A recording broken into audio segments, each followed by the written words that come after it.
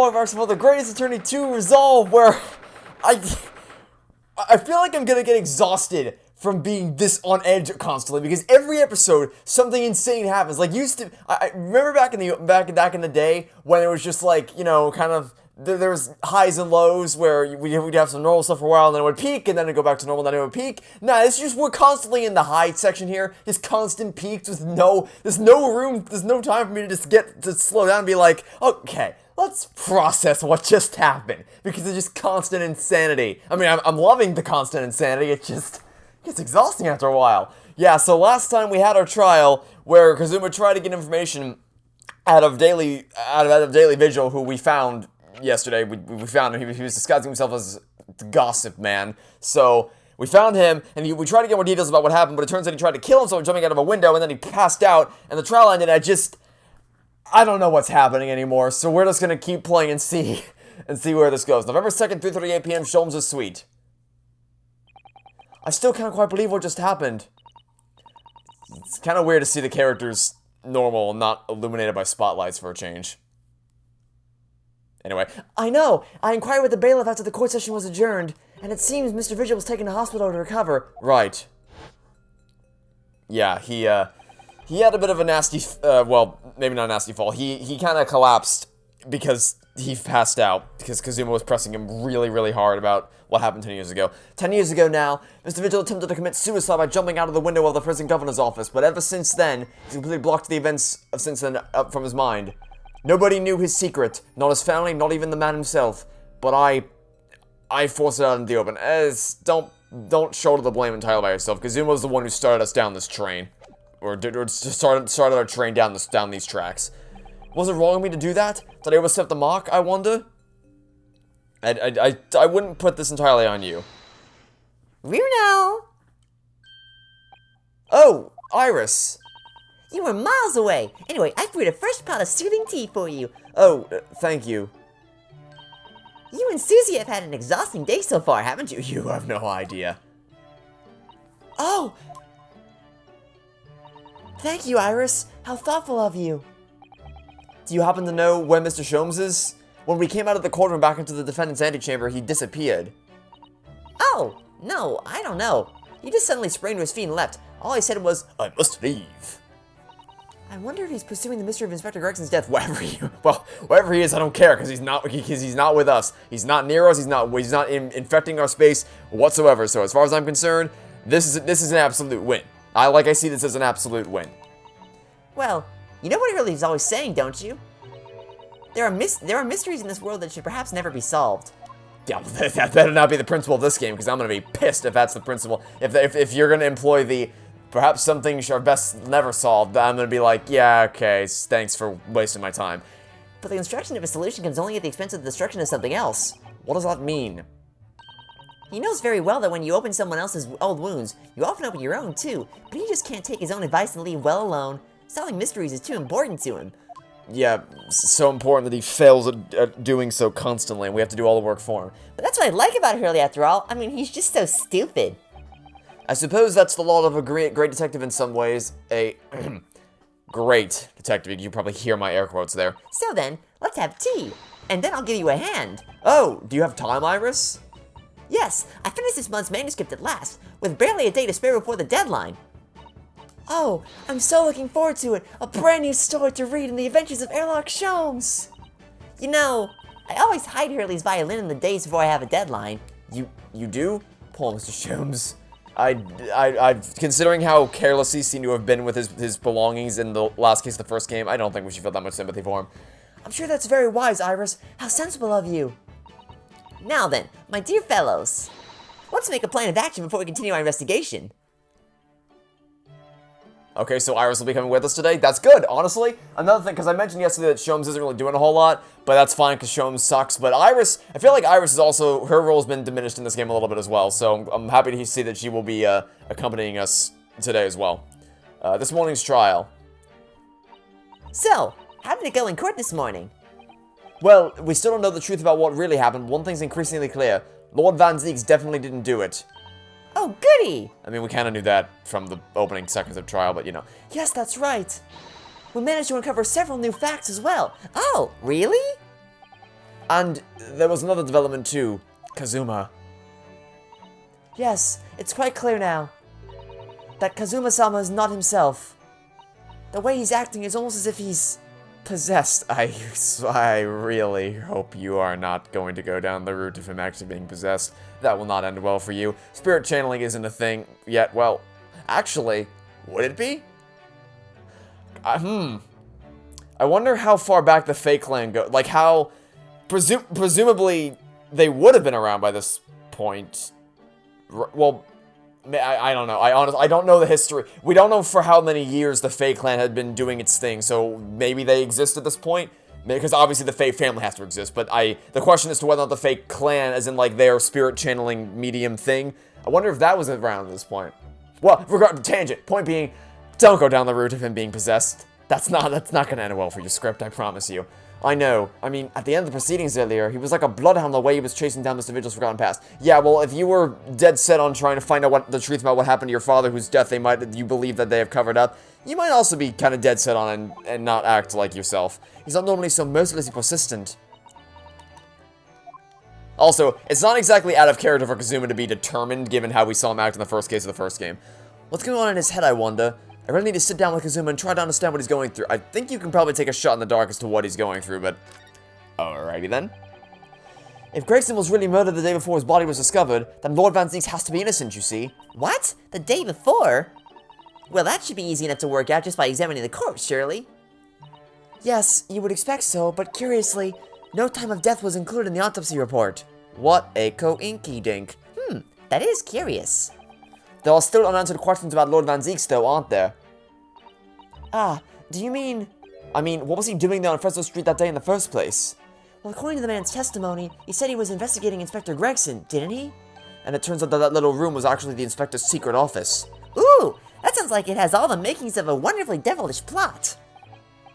But then why was that notice board in there covered in all those particular papers? Papers about cases with a link to the Reaper. I'm starting to get a bad feeling about all this. Starting? I've had a bad feeling since the start of the case. Oh dear, that sounds more like something horribly devilish. We must start by looking into Inspector Gregson's movements of late.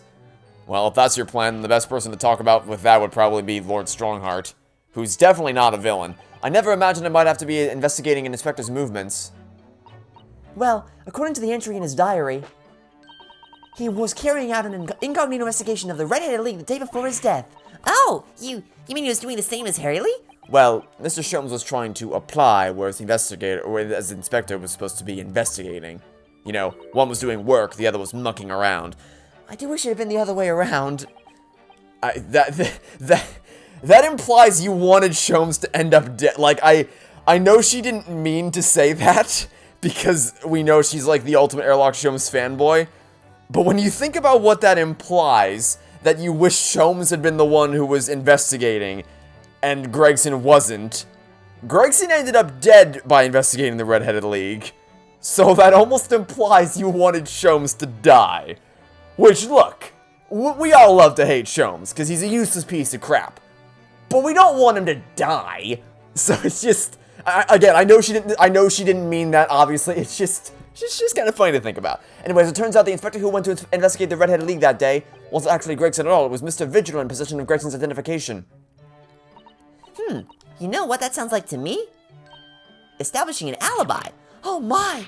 Yes, you're absolutely right, Iris! But why would Gregson need an alibi? It would appear that the inspector had something to do that he wished to keep secret. I don't believe it. I always thought he was just a harmless lover of fish and chips. Perhaps they were seasoned with something a little more potent than salt and vinegar. Master of wordsmith, I suppose. I think perhaps we should try to move away from food analogies. Well, anyway, if Lord Van Zieks felt the need to investigate Gregson... Yes, I agree. We must try to find out what he knows. I mean, I'd start with going to Lord Strongheart's office. Vigil, you say? Isn't that the name of the lady who came to visit Harley yesterday? That's right. To ask Mr. Sholmes if he would help her to find her missing husband. Only Mr. Sholmes completely passed the buck to us and did, as usual, did approximately diddly-do. Actually, didn't you say Mr. Vigil had been taken to the hospital? Do you know which one? Let me guess, St. Sinners? Ah, it's St. Sinners. Ooh, wow. How could I have ever guessed that? It's almost like there's only one hospital in this entire city or something like that. I'm starting to wonder if all of the hospitals in Nottingham closed down. I literally just said that. You know what? Yep, that's, we're not going to talk about it. But that's amazing, Bruno. You found the lady's husband already. More like you found us. Well, I suppose I have, by accident. Yeah, it's amazing how we don't have to try to find him, and we just accidentally do it. Where Sholmes actively tries to do things and he fails constantly. But yeah, there's just no other hospitals anywhere in this city. They all end up at the same one, which I get obviously why mechanically it has to be that way. It's just fun. Again, it's just funny to think about. And 10 years ago, while Mr. Vigil was the chief warder at the prison, he was responsible for overseeing the professor's incarceration. No! So when the convict escaped, he was held responsible and immediately dismissed. Sometimes I really don't want to grow up. There's more. For 10 years after that, while he was ostensibly working as a peddler, he also had another secret job. He was paid by Gregson to be his stand-in, to impersonate the inspector. To impersonate Grexy? But why? I have absolutely no idea. Jimmy was right. I'm starting to think all adults are up to no good now. Isn't Renosuke? I was about to say, isn't Renosuke an adult? I mean, I don't know how old exactly. I think he's in his young 20s, early 20s. I think. I don't know for sure. We can't check because you can't see yours. The only case where we've ever been able to see ourselves in the person selection screen was the stolen turnaround, because you needed to be able to present Phoenix's profile when we needed to prove, like, hey, whose fingerprints did you check for on the sacred urns? Like, ooh, mine. And then we were able to do it. But yeah, I think he's in his early 20s, so I don't know for sure. But yeah, it's like, really, Iris? You do know what we've done the past few cases, right? Like, you realize what we've been doing throughout the whole Chronicles until this point. You really haven't paid anyone to impersonate me. Although, wouldn't that be a twist? That means he has ties to the professor and to Inspector Gregson, though. So I do think we ought to pay a visit to Mr. Vigil, don't you? Back to St. Sinna's, then. Yeah, we got a lot of ground to cover today, but I still think our first stop should be to go to Lord Strongheart's office. Well, I think it's clear what we need to do, isn't it? Let's investigate, my dear fellows. Oh, Iris! You're even more enthusiastic than usual today. If anyone has anything to hide, my special Wilson shooting iron will soon set them straight. That water pistol? It's stuffed full of a piping hot extra special blend of... Okay, maybe don't. Then I'm sure it'll be quite effective. Okay, no, maybe don't. I better be careful not to hide anything. Yeah, maybe we don't take a weapon that's filled with scalding hot tea and blast it in people's faces. Maybe we don't do that. Well, it feels a little strange that Mr. Sholmes is nowhere to be seen, but let's go and see what we can find out. I'm not even gonna try. I'm just gonna say yes. I was trying to figure out if I could try to do both their voices simultaneously, but they're so diametrically opposed to one another, because one's a bit more timid like this, and the other one is super high-pitched, so to try to meld them together really wouldn't work all that well, so I just wasn't going to bother trying. Anyway, alright, we have a plan of attack, so first things first, I want to go here. I said I want to go here. There we go. And see what... You're all... Every time, I swear, every time we come to this freaking office, she's always talking to someone. He's never just here by himself. I've also never seen him sitting in that chair back there. He's always here talking to someone else. It's insane. No arguments, Prosecutor Osogi. You will continue with the trial exactly as I instructed. Is that clear? Perfectly. It's Kazuma-sama, again. Defying Lord Strongheart by the sound of it.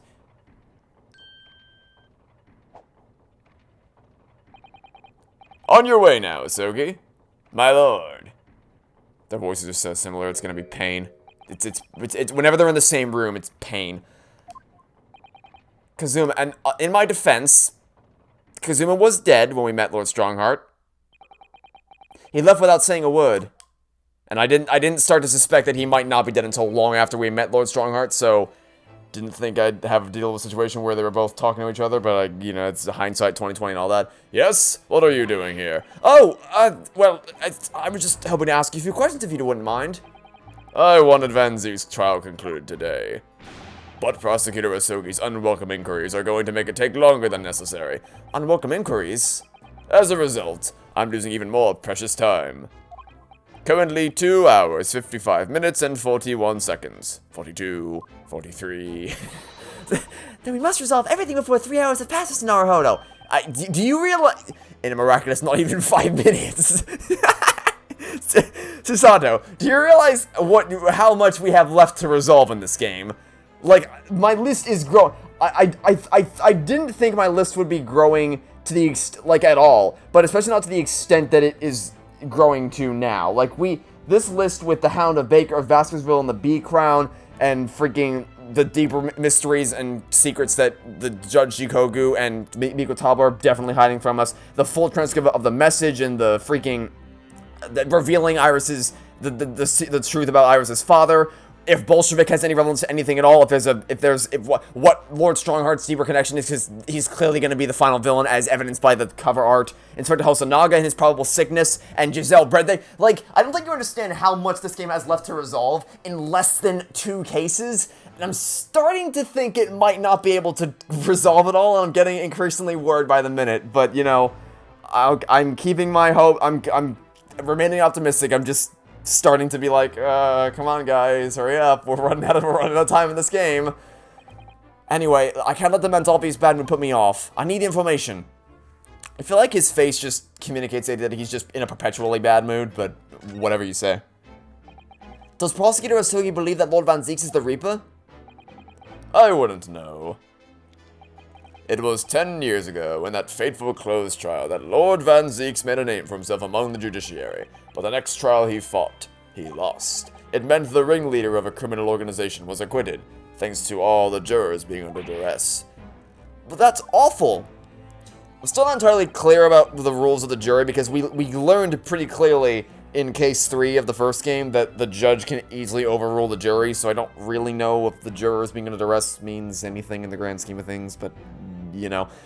The man's freedom was short-lived. He lasted just 3 days. Yes, let me see. He died in a rock slide at his place of work, I believe. Correct. That was the inauguration of the Reaper of the Bailey. And people believe Lord Van Zieks was responsible? He was brought to trial himself, but it was shown to have been an accident. So he must have had a solid alibi then. Nevertheless, the mysterious deaths continued. In total, 16 persons perished in unusual circumstances, ostensibly at the hand of the Reaper. That's a long run of coincidences. Well, that's just standard writing for something else. It's just a long string of coincidences. What? Well, the Reaper's true identity may well be revealed by this trial. And the impact that revelation would have on the British public cannot be understated. Is that why it's a closed trial? Precisely. I don't trust you. I never have I didn't trust you from the moment I met you, and I trust you even less now. Somehow. This country hasn't seen a closed trial for 10 years. So the last one was the Professor's? The trial of Genshin Asogi? Correct. Actually, we heard that originally you were going to prosecute that trial yourself, Lord Strongheart. Van Zieks entreated me to relinquish the prosecution to him, that he might avenge his brother's death. And here we are, 10 years later. With the son of the man Van Zieks had condemned now looking to avenge his father's death in the same way. They do say that what goes around comes around. And that history repeats itself and all that. Symmetry, poetry, whatever. However, it would seem that the new young prosecutor is harboring some ulterior motive as well. Kazuma is? I like my organization to run smoothly in the exact manner that I prescribe.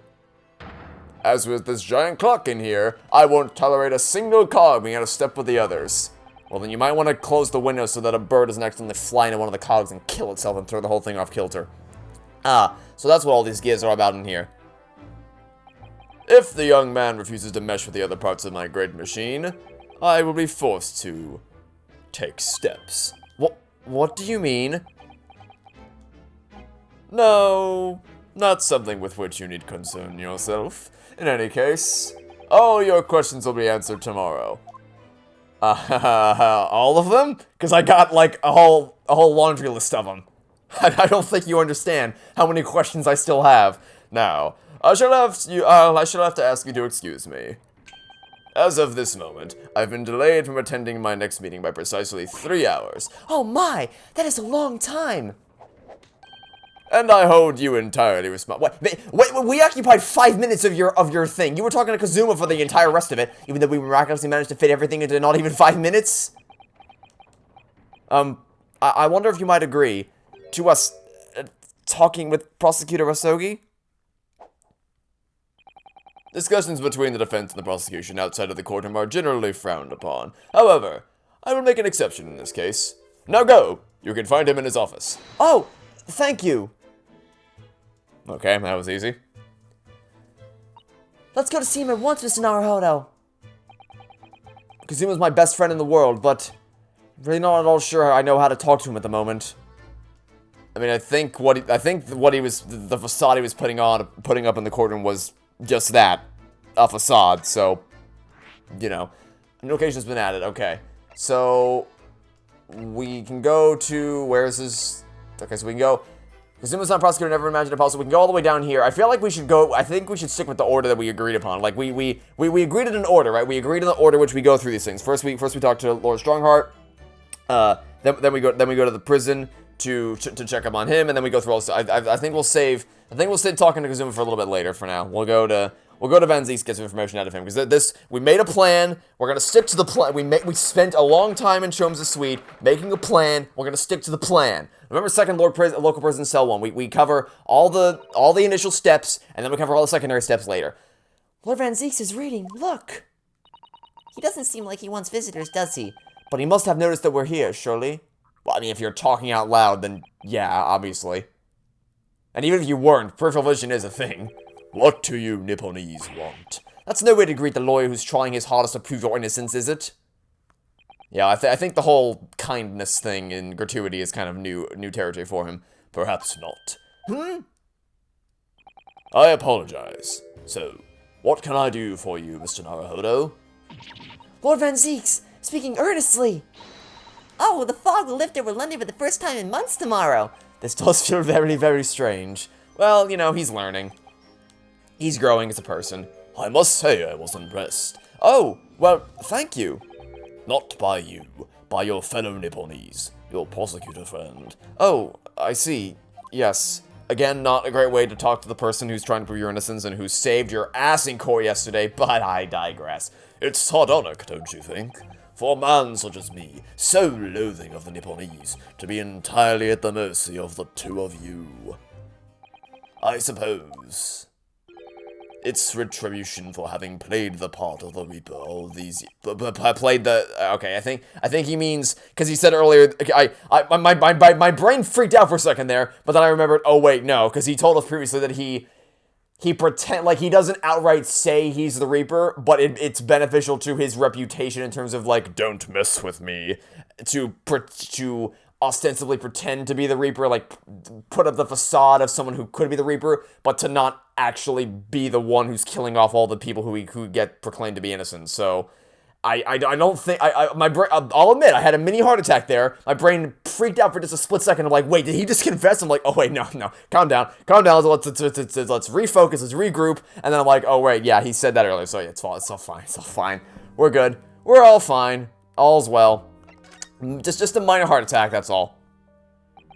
You once told me that you gladly allowed people to believe that you were the Reaper, because it helped reduce the amount of serious crime that took place in London. If keeping quiet and playing the part benefits the cause, and a cause I myself am committed to pursuing, then why would I choose to say anything? But the henchman of a criminal killed by the Reaper attacked you only the other day, and that was just the most recent of many attempts on your life, wasn't it? Someone is clearly profiting from your silence about all this. Someone is using you. Believe me, ever since the Reaper first appeared, I've been doing my utmost to expose him, or rather, expose the organization. Ah! It's a whole organization? It's inconceivable that all those accidents were orchestrated by one man. No, the Reaper always appears to have very accurate information about the accused in every case, which can only mean that somebody at Scotland Yard is involved. Which is why you're risking Gregson. Someone at... You can't mean... It's taken me many years, but I've finally identified the central figure in this Reaper organization. Tobias Gregson. Yeah, I'm gonna go ahead and take a... I'm gonna go ahead and take that with a massive truckload of salt. I don't buy that for even a split second. Gregson? Yeah, no, there's no way. Number one, there's no way that, like, from a writing perspective, there's no way they would have the final big bad be the victim. There's no way. There's just no way. I don't buy that for even a split second, that they would choose to kill off the final villain, like the Reaper, the person who's been looming over the game for the entirety of it up until this point. No way they kill him off in the case before the final case. That's no way that happened. But even if we just look at it from, like, a character perspective, really? Gregson? Come on now. I'd believe Iris to be the Reaper before I believe Gregson to be the Reaper. Like, let's be real here. So the reason you do investigating Inspector Gregson is because you intended to expose him as the Reaper? As I said, the Reaper of the Bailey is no single person. It's a highly secret organization with close ties to Scotland Yard, but there's no doubt that Gregson was a key member of that organization. Uh-huh. I don't believe it! Are you saying that he was behind all those awful criminal meetings there? So, I'd also like to remind everybody that he has a giant board in his room. Where did it go? Where, am I blind? Here it is. He has a giant notice board of all the, like, pins and needles and papers about all the, like I said, this is the notice board of somebody who's trying to solve the mystery of the Reaper. Not somebody who's trying to freaking, like, not somebody who is the Reaper. And, like, you might say, oh, maybe he's just narcissistic. It's like, I'm sorry, even if you're the most narcissistic person on the planet, you don't do this. Like, you don't, this is so clearly the result of someone who's working to try to piece together, like I said, it's that clip from It's Always Sunny in Philadelphia, of the guy with the conspiracy theories and the strings connecting all the little pieces of paper together. It's that exact thing, except here. They're clearly trying to piece together the truth about what's going on here. You're never gonna get me to believe that Gregson no, I don't buy that even for a second. Gregson didn't do the dirty work himself. Oh! He was the tactician. His job was to covertly investigate the marks and plot their assassinations. In order to do that without arousing suspicion, he regularly needed a firm alibi. Which is where Mr. Vigil came in, posing as the inspector. Vigil knows nothing of the Reaper, but the room he rents on Fresno Street was almost certainly the headquarters of the operation. Gregson would have met the assassin there for briefings. So we don't actually know who carried out the killings then? Actually, I do have a name. Yeah, well, your first one was crap, so let's hope the second one's a little bit better. Well, if you can name the man, you have the true identity of the Reaper already then. Or, if I can name the woman. Oh. She's a young woman by the name of...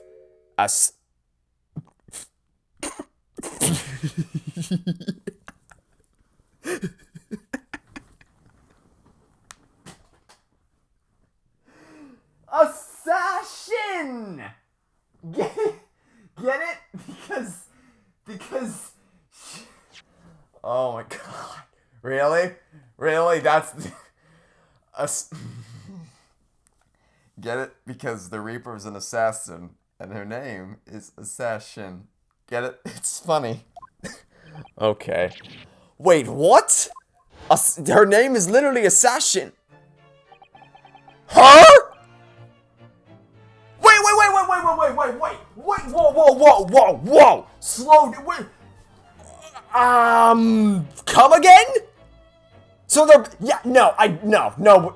okay, so, oh my god, okay, wow, I have so many things to say, I don't even know where to begin, I don't even know where to begin, okay, so, okay, so, first of all, Assassin, really? That's, it's a perfectly Ace Attorney pun to make, but, like, that one might be a little bit too on the nose. Let's be, come on. But also, just one minor note here. It's her? Just, like, it makes sense for it to be her, because she was there to assassinate Dr. Wilson, so we know she's an assassin, so it makes sense to be her. But also, okay, didn't see that one coming a million miles. Well, let me check that one off the list. True identity of Giselle, or who I really was, Giselle Brett. Check that one off the list. We got that answer. She was an assassin. Okay. Okay, this just raises more questions. So the whole thing was that so first of all, if this is true. If Van Zies is correct about both of these things, that means that the orchestrator of the Reaper attacks and the actual person carrying out the Reaper attacks are both dead. Which seems ludicrous for when we're heading into the final case of the game. That seems insane. And we're not even in the final case here. We're still in case 4. We still gotta wrap this up before we go to case 5, which I don't even know what the hell that's gonna be. But So, there's that. There's the if we are to believe Benzi's to be true, that means that they've killed off the brains and the brawn behind the Reaper plots, which would be absurd if that's true. So I don't buy it, but also, if the whole thing, like, the thing that he was talking about was how the influence of the Reaper doesn't stretch overseas, but we know that's not true. Well, I mean, we know it's not true, obviously, now, because if she's the assassin, then she obviously went overseas to take out Dr. Wilson, so I don't really, like, I'm more willing to believe this than I was to believe the Gregson thing, because we've at least seen her in action as an assassin. But I'm still like, wait a minute, you've just raised more okay, so, again, the game's gotta slow the hell down with the bombshells. I don't even, like, am I supposed to question these, or am I supposed to take these as fact? Because this just brings up more questions, honestly. Like, I'm just more confused than I was at the beginning of the episode now. She's, okay, I think we just need to keep going, because I don't, okay. Miss Assassin, the true name of a terrifying killer I know only too well. Or maybe that might be Rinosuke talk, because it's someone she knows too well. She came to Japan posing as a visiting student and murdered Dr. John H. Wilson. Then, just when it seemed that diplomatic protection would help her escape Japan in conviction, the mysterious woman was herself murdered in a small summer beach hut. And that woman was actually the Reaper of the Bailey? Yeah, no. No. Mrs. Naruhodo, this perhaps isn't the place to discuss. No, of course not. We can't mention it here. The fact that she killed Dr. John H. Wilson, because Iris doesn't know, and it's very likely that man was her father.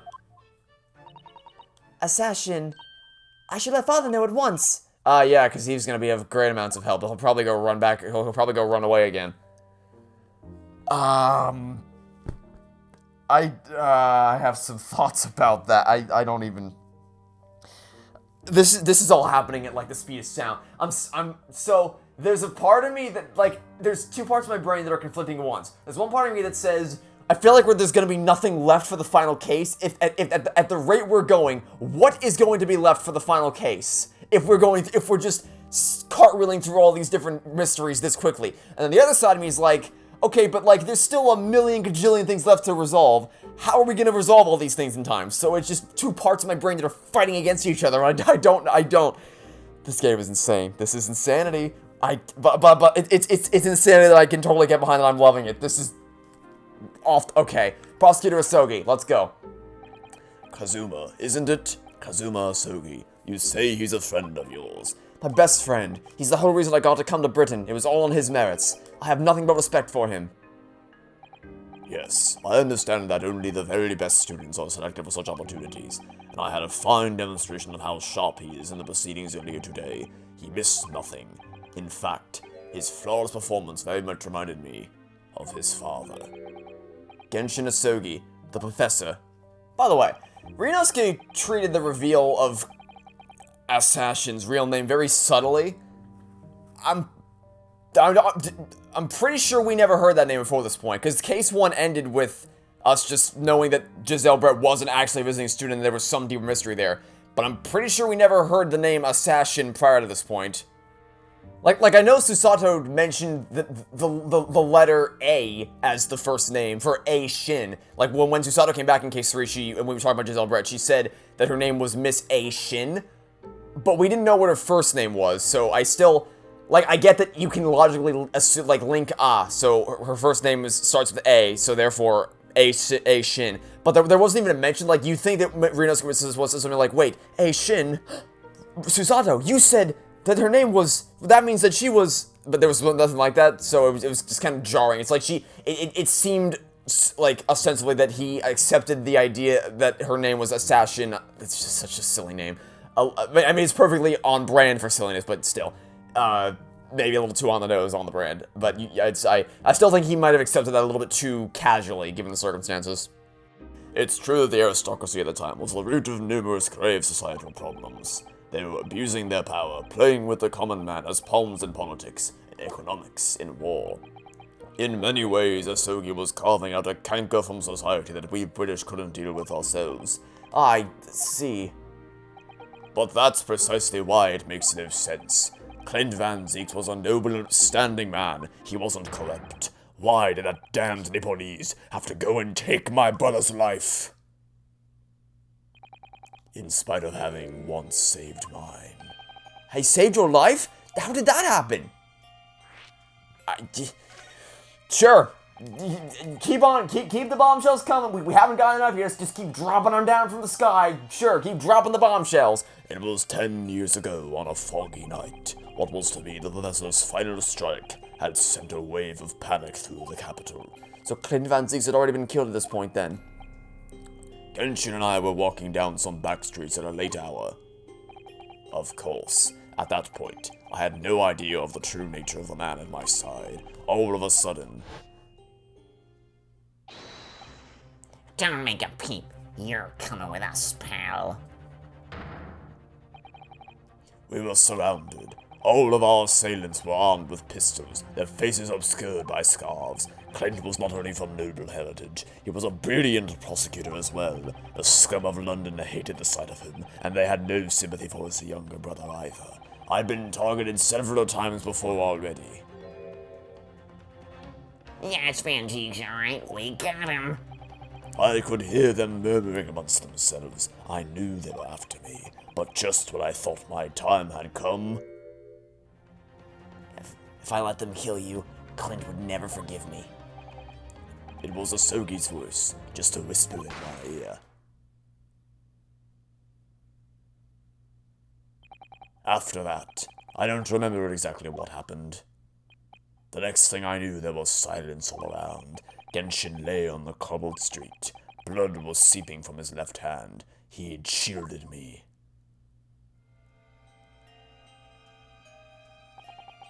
Two days later, they arrested him, on suspicion of being London's most notorious mass murderer ever, the Professor. Just the layers, we keep peeling them away, and every time you think, let's peel back this layer, maybe we'll find the answer, it's like, surprise, another 13 layers below that. This game just keeps expanding. All at once, I lost the brother I revered, and the fallen friend I held in such high regard. I'm so sorry, Lord Van Zieks.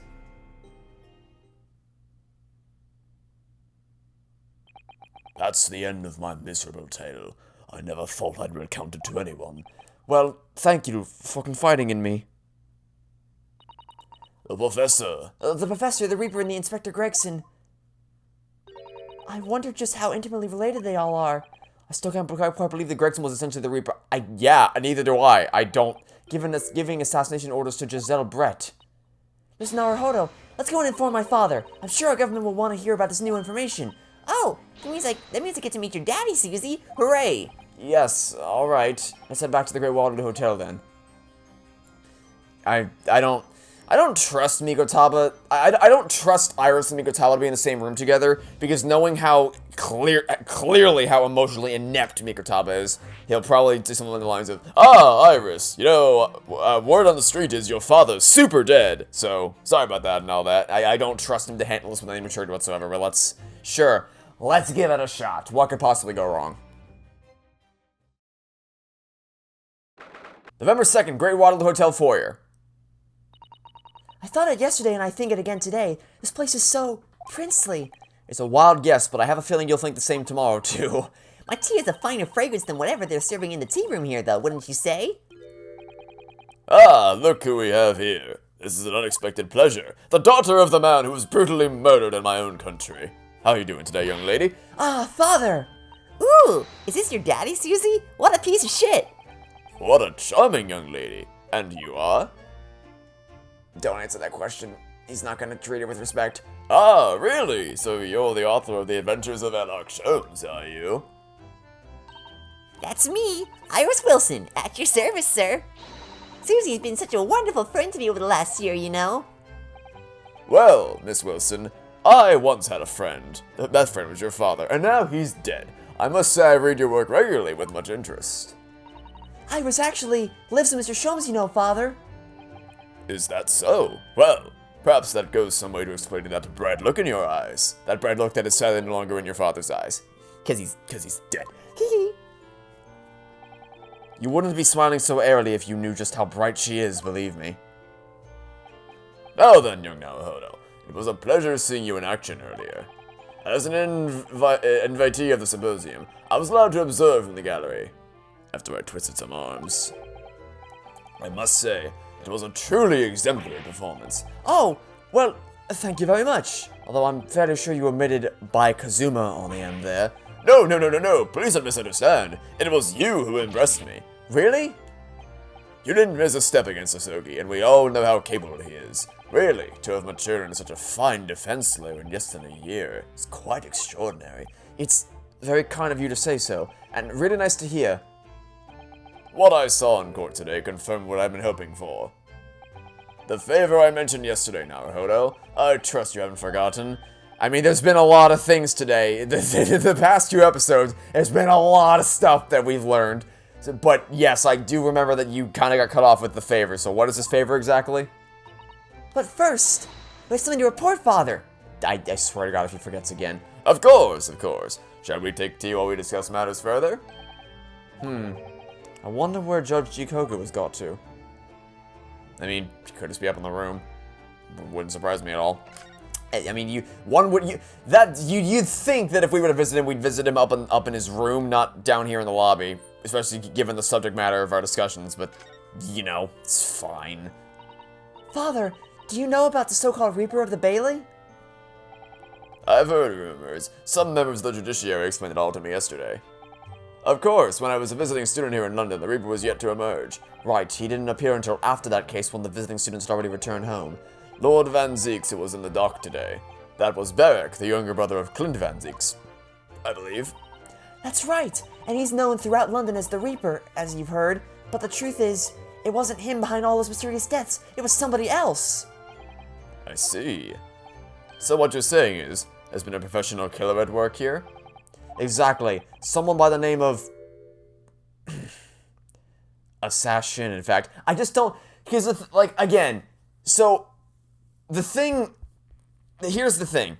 The thing that really is getting me on this is the fact that Van Zeeks simultaneously knows who Assassin is, and knows that... and believes that the Reaper's influence doesn't stretch out overseas. But those two things can't possibly coexist with one another, because because if he knows who Assassin is, he would know that she traveled overseas to Japan, therefore knowing that she can reach overseas. So I don't buy this. Like, I don't. Did you say Assassin? You mean that Giselle Brett woman who was responsible for killing my great I knew it. I goddamn knew it. I knew you wouldn't have... Oh, this is why I didn't want to bring Iris here, because she wasn't going to have the brain capacity to... Jesus Christ. Oh no, a friend of yours was killed. Yeah, great going, you big brain. 20 like you plays with Galaxy Brain Mikotaba back at it again. Professor Mikotaba, I think perhaps we shouldn't discuss this right now. Because the friend the professor was talking about is Dr. John H. Wilson. And that's not something we want Iris to find out about. Not like this, anyway. Oh my god. Yeah, how do you plan on discussing this without Iris finding out? Ah, I've just remembered something. Biscuits! This hotel has the most delicious looking biscuits. That was rather out of the blue. Don't point it out, you idiot. We're trying to distract her from the fact that you just said that there was someone killed and that was her father. You useless bag of rocks. I swear to God, this man, not only did he's the one who grabbed the shovel, or spade if you prefer, and started digging us down into the hole, and then Susato was trying desperately to claw our way out, and then he grabbed his daughter and yanked her back down into the hole like, no, we're digging ourselves into this hole together. It's like, you idiot, what are you doing? Ay, can we have like 5 seconds without something going horribly, horribly wrong, please? I think I'll go and see if I can purchase some. No, don't you leave me here. We need all hands on deck to control this idiot with whose mouth moves faster than his brain. Oh, never mind. Okay, she's taking Iris with her. Okay, phew, okay. I thought she was going by herself. No, she's taking Iris with her. Okay, there we go. That's better. That's a better plan. Now you take her here, and I'll give Mikotaba a piece of my mind. Hey, idiot, what the hell was that? Is called Iris Wilson, is she? Yes, that's right. And she's the author of all those adventure stories starring the great Detective Sholmes. But the name of the credited author isn't Iris, is it? It's Dr. John H. Wilson. Yes, I know, that's the name of her father, you see. Her father? I was deeply indebted to the man for all the kindness he showed me during my time in London. That's why I was keen to reciprocate and invite him to the Imperial University 4 years ago. But he was murdered last year by Giselle Brett. Why? Why would the hand of the Reaper stretch all the way to Japan? Iris knows nothing about that case, but it seems very likely that the victim, Dr. Wilson, was her father. Well, I can't say that we ever spoke about his family, so I don't know if he had a daughter or not, but I think I can say with some certainty that he was never the Great Detective's partner.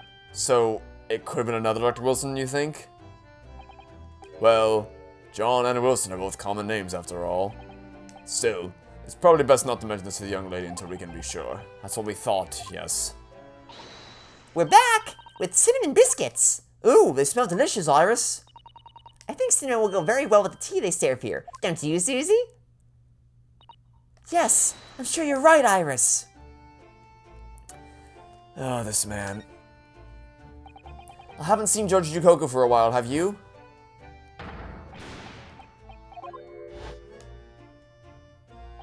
No, now you mention it, I haven't seen him since this morning either. I suppose since the symposium's opening was postponed, he'll have gone to explore at the Great Exhibition.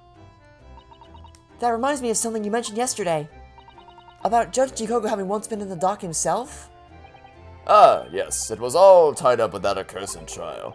The closed trial of Kazuma's father. The Shu was trying to mitigate Genshin's guilt, so he took to the stand and testified. But he got a little carried away and, actually managed to break the witness stand. Oh my! Did he smash it with his gavel? He also said some contemptuous words about the British Empire, for which he was charged. Oh dear. Well, it's worryingly easy for him to imagine him doing that. Well, it was alright in the end. He was acquitted and we returned home to Japan together. Yeah, but what details are you leaving out of that story? Thank goodness. Ah, yes, talking of Sashiro. I have a copy of the photograph we all took together here yesterday. Please. Oh, what a lovely picture. It suddenly seems to shout, "We've arrived in Britain!" Yeah, and you look constipated. Again. None of us had any idea what was coming when we took that, did we? No, that's so true. Now, not that I feel inclined to do it, but what's this favor? So, you mentioned a favor that you'd like to ask me? Well, this fateful trial that you're fighting, one way or another, it'll be over before long. And when it is, I'd like you to accompany me back to Japan. You want me to do... What? Father, what's the meaning of this? Well, you see, I'm running away again. I thought you'd be used to that by now. Now, Susato, you should... He literally said you should understand this by now. Oh my god. You've seen how our courts work firsthand. Japan's judicial system is in its infancy, especially when it comes to defense. Oh, you mean... The Supreme Court of Judicature is in desperate need of a good defense lawyer. Because once Kazuma left, once Kazuma, Susato, and Ryunosuke left, their entire well of good defense lawyers ran completely dry. As soon as possible. Really quite urgently, in fact. So what you mean to say is, I'm afraid you're gonna find all the secrets that all the skeletons in my closet. So please get away from London quickly before you unearth all my secrets and expose me for who I really am. Is what you're really trying to tell me. That's what you really want me to do. I've read all of Susato's reports. I'm well aware of your extraordinary talents. And having seen you in action with my own eyes earlier today, I am now terrified for my life and want you to get the hell away from here as soon as possible. There's no question. You, Naruhodo, are precisely the man our country needs. So, you'd be leaving then, Bruno? Yeah, I'm not going anywhere. Especially if this man told me, yeah, no, we're not going anywhere. We are not going anywhere. If any other character told me to leave, I'd be like, I'll consider it. But no chance in hell I'm leaving it. I already had my suspicions about you, but now they've just, like, quadrupled in their intensity. I don't trust you at all. But then, what am I supposed to do, Father? Well, you've been abandoned before, so this should be par for the course for you by now. You came here to serve as Asogi's judicial assistant. Oh, yes, she's supposed to be Kazuma's assistant. Our government is still in the process of deciding how best to deal with the situation, though. You've always chosen your own path, Susato, because I certainly wasn't around to help you choose it for you. And I trust your judgment in this matter also. Father! Please, the pair of you, don't look so downcast. It's merely a suggestion, you understand. A hope, if I'm honest. But I won't force you. Great, then I'm staying here. All I ask is that you consider it, and come to a decision by the time this trip. Great, I'm staying here. So long as you're not gonna force me, I'll stay right here, and you can't do jack shit about it, buddy. Yes, all right. You won't leave. Of course, no, we're not leaving. I'm not leaving. That's not happening. Don't worry. Like these, like usually, sometimes if a kid asks you that, you're like, you don't, like if you know the answer is undesirable, you don't want to be blunt about it because you don't want to like get their hopes up or let them down, but you also don't, like, you kind of try to strike a middle balance, like, well, we'll see or we don't know, something like that. But no, this is one of those instances where you can confidently, verifiably say, no chance in hell you're dragging my ass out of this country. You'll have to load me into a cannon and launch me back to Japan to get me to leave here. The thought hadn't even crossed my mind. Up until now, I've just been trying to do what I believe to be Kazuma's will, but it turns out that he's still alive, so where does that leave me? It leaves you as the only person who he needs you to unearth the truth behind what the hell's happening in this game. Because certainly, clear, as evidenced by what happened yesterday, he can't do it alone. He needs all the help he can get. Well, if you'll excuse me now, off to go abandon some more people. I need to telegram government ministers and the Japanese police about this information about assassin, or assassin, if you will. Of course, Father. Thank you. I look forward to next month's installment, Miss Wilson. Oh, good. And please, do come to Baker Street sometime, won't you? We'd love to entertain you. Would we, though?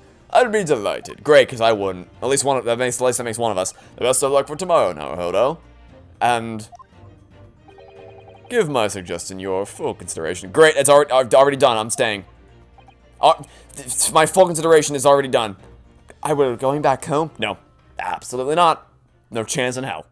Never. You know, Kazuma-sama has always meant a great deal to my father. I'm sure he'd love the chance to meet with him and talk to him about all this. Yes, no doubt. Assassin. Of course, it's so... Is it... I knew it. I couldn't get the words out fast enough. And sure enough...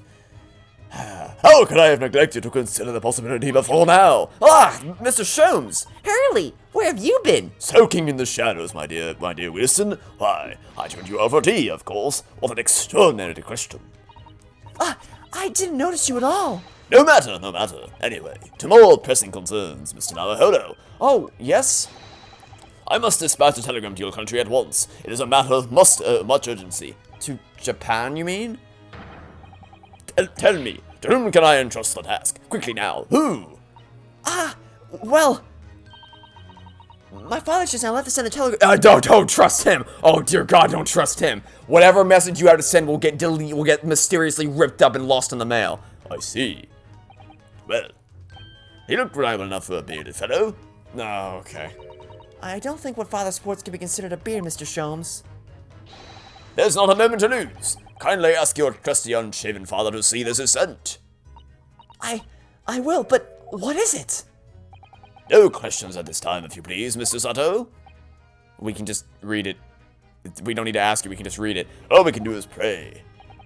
That for once, my deduction is awry. Doesn't that imply that your deductions are normally correct, Mr. Sholmes? No, then!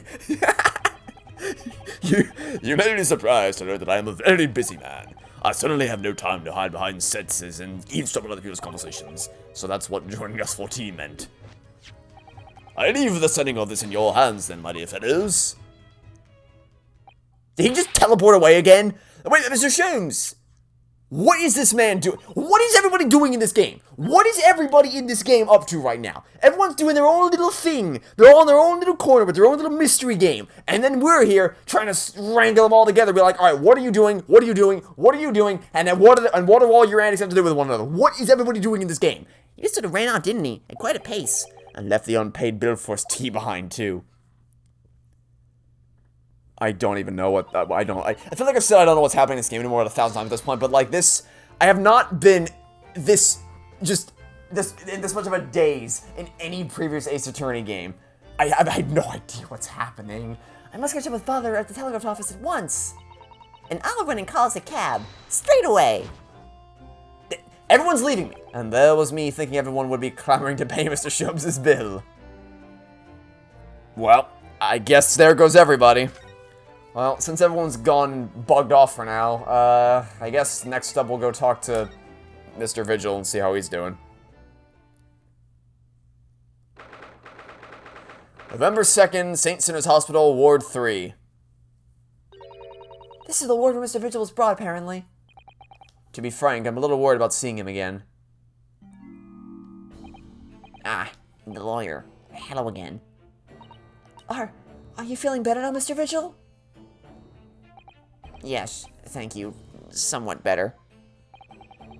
I'm so sorry to have caused you to... I mean, it was because of me. If I hadn't exposed your secret and forced you to remember things that you obviously tried to forget.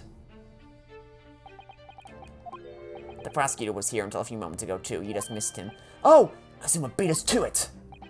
He said much the same as you. He was very apologetic. But the truth is, I brought all this upon myself. Please, don't think like that. Keeping it from Evie, my wife, all these years, I've carried such a sense of guilt. But that's not the worst of it. Over time, I obviously came to deceive myself as well. You mean about your dismissal? Looking back now, I'm beginning to think that perhaps Inspector Gregson didn't stumble across me by accident at all. I mean, he compensated me so generously for acting as a stand-in. He was clearly concerned with my well-being and doing what he could to help. So perhaps Gregson knew exactly what had become of Mr. Vigil all along then. I'm sure this is just desserts for 10 years of lies and deception, but... It wasn't me that helped the professor escape 10 years ago. It wasn't me. I swear it. I swear it's true. Oh, Mr. Vigil. I'm sure you'd rather not dredge up even more from your past at this time, but if possible, can you tell us exactly what really happened? I want to. I need to get this all off my chest. I want someone to tell me what I should have done. Well, unfortunately, I can't do that. That's your prerogative to decide. I'm not going to be the one to tell you what you should or shouldn't have done.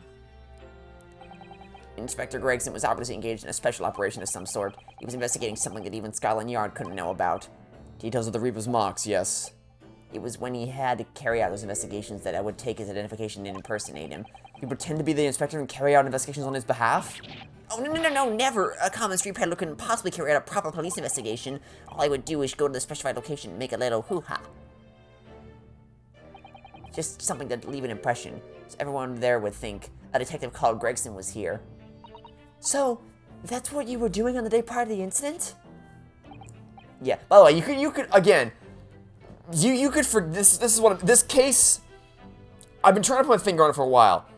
This case doesn't feel like it should be a case. I know that sounds really weird, but the focus isn't on Gregson's murder. Like, there's so much else that's happening in this case with Daily Vigil and with Mikotaba and with Van Zeeks and with Kazuma. Like, there's so many things happening here that we're talking about and we're trying to learn more about that the act of Gregson being murdered almost feels like the least important part of the case, which feels really weird. So it kind of seems like, for the sake of making it 5 cases long, they've stitched this together to make it seem like a proper attorney case without actually... Like, if there was ever going to be a case that was going to do what the Great Ace Attorney Case 2 from the first game would have done, where it was all investigations, would be this one. Because this feels like a case that's entirely set up. It really feels like we're just trying to set up the final case with all these different things, and then they're going to drop 1,000 bombshells in the final case. This is what I assume is going to happen. I don't know for sure, but because like it feels so detached from the actual murder mystery itself that it just kind of feels that way. So I don't know for sure, but that's the vibe I'm getting anyway. So as usual, I flashed the inspector's identification around and was very vocal about my presence. But then you were taken prisoner by those red-headed fraudsters. Yes. So you would always make a point of showing Gregson's identification and generally being loud? That's what the inspector asked me to do, yes. Well, that's one way of becoming a legendary detective, I suppose. Not a good one, though. As you know, I suffered this bruising around my neck at their hands, but the following day they kept their word and released me. Without returning the inspector's identification to you, however.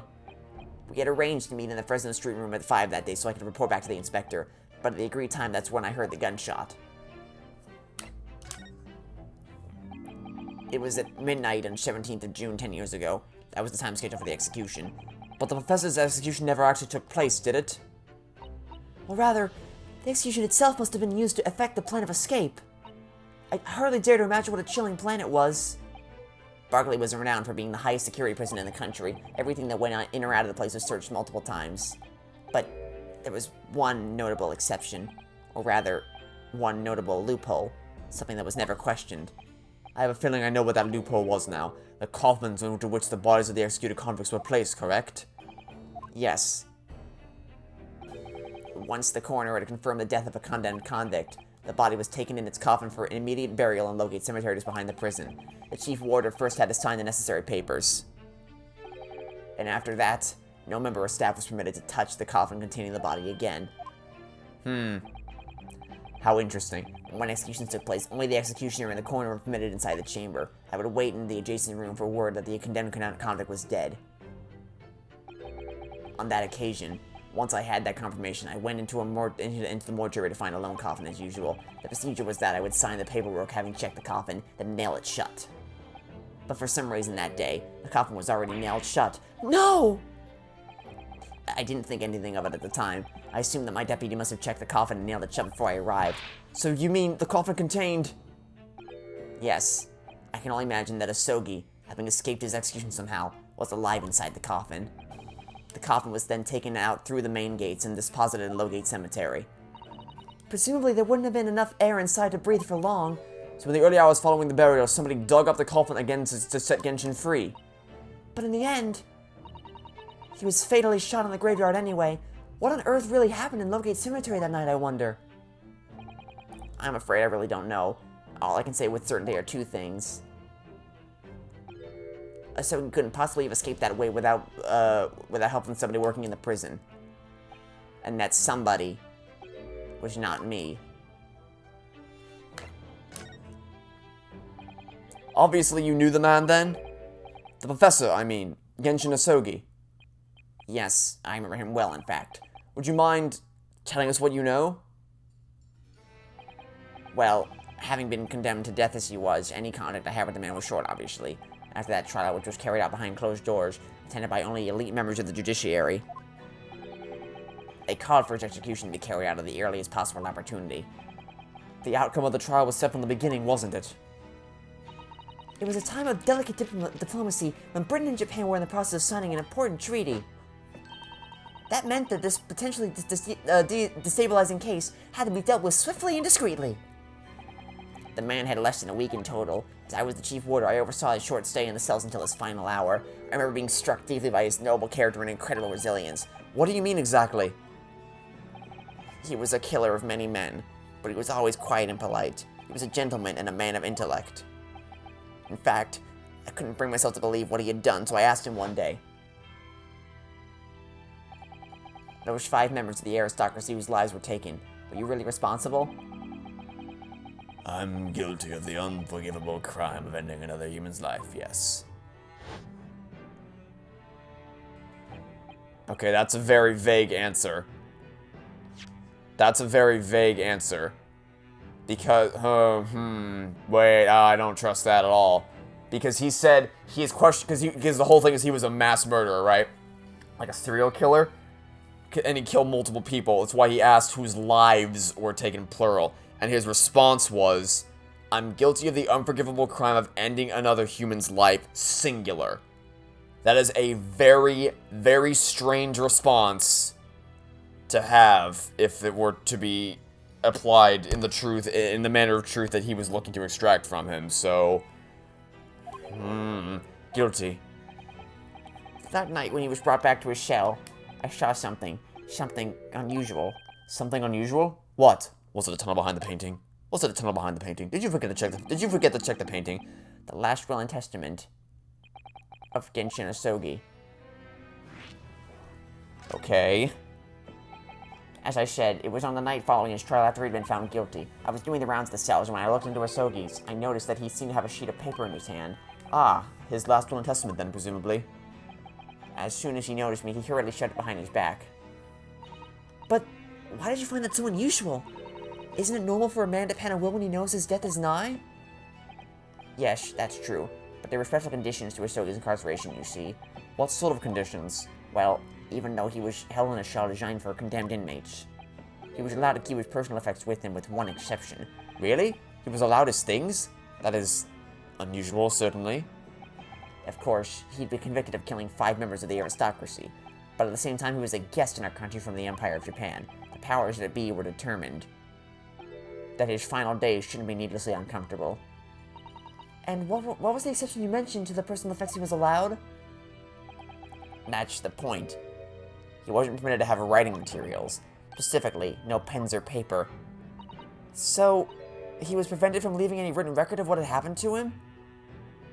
Yes, that was the long and the short of it. I have no idea where he obtained that paper. Any writing materials would have been confiscated from him upon his incarceration. As I said, he hid the paper behind his back and then he pleaded with me. What did you just hide behind your back? Please, please, turn a blind eye. This is my lifeline. But you know it's against the rules. You're the only person who's seen. You just agree to keep quiet. Alright then, but what's on that paper? A last will and testament. This will is the only weapon I have left now. That's ominous. How can a will be a weapon? So I decided to pretend I'd seen nothing, and I let him keep his will. But then later, it just seemed to vanish without trace. What? What do you mean it vanished? It would seem that that isn't the end of the story of this mysterious will. Because that's what this game needed, was more mysteries to solve. Do you guys realize how deep into this game we are? We're rapidly approaching the end game, and we still have no answers for an insane laundry list of mysteries. I don't have any idea how this game is gonna tie this all together. I actually don't know how they're gonna pull this off. I was the only person who saw Asogi's will, but somehow it disappeared. It was after Asogi's execution, which was actually an elaborate jailbreak. The warders gathered up Asogi's possessions that were in his cell. They were all to be sent back to his family home in Japan, you see. To poor Kazuma-sama. And you're saying that it wasn't anywhere to be found among his personal effects? The will, I mean. That's right, though I didn't search through them myself. But Governor Caden was livid. He was screaming. It can't have disappeared completely. That doesn't quite make sense, though, does it? In what way? Well, we'd understood that only Mr. Vigil was aware of the will's existence, in which case, how did the prison governor know to look for it? Oh yes, you're right. I really don't know how he knew, but it certainly seemed as though he knew of the will's existence from the outset. Only he didn't refer to it as a will. What he said was the Asogi papers. The Asogi papers? I really can't tell you anything of the subsequent events. Because, well, of what happened. Your dismissal and the way you blocked it all from your memory. I've forgotten all this until today. I don't suppose it's relevant to the case, though. Well, anyway, thank you very much for sharing it with us, Mr. Vigil. We're very grateful. Jesus, man, this game the hits just keep on coming. I'm afraid there's really little more I can tell you. My wife Eva will be here shortly, so I do hope I don't appear rude, but... No, not at all. Thank you again. But what will become of you now? Well, impersonating a police officer is a criminal offense, of course. I imagine that once I'm fully recovered, I shall be arrested. I'm so sorry. Don't be, please. This is all my own doing. I always knew that this day would come. Well, I wish you well. Goodbye, Mr. Vigil. Wait, before you go, there's one thing. Oh, okay. The unexpected plot twist again? Because we needed more of those. The Shogi papers. Yes, more. I'd be very grateful if you'd make no mention of the things that I told you about. Vigil, I don't think you know how writing works, but you've planted on the wall a very, very massive Chekhov's gun, which you've literally described as a weapon. It's gonna go off at some point. Just warning you now. We have no control over that, presumably for some good reason. It's my understanding that their very existence is a closely guarded secret. If it became known that I remembered, well, it could be rather troublesome, I think. I understand. Some sort of will that Genshin Asogi penned just before his death, which the man himself claimed was his last weapon. I wonder, perhaps it had something to do with his plan to escape. If there's anyone who might know more about a document that Tsukuma's father left behind. It will be Mr. Vigil's governor. Then we know precisely where we must go. Back to Barclay Prison. Well, we can do that tomorrow, but I think we've hit our time cap for the episode today, so tomorrow we'll go back to Barclay Prison and try to learn more about what's going on here. This game is, we are flying off the rails. This is insanity. I don't know what to expect. I really don't, like, we are so, this case feels so strange, because we're learning so much, so many interesting details, and like, really intriguing mysteries that are gonna be solved later, like, little breadcrumbs they're leaving that are gonna pay off at some point, I'm assuming.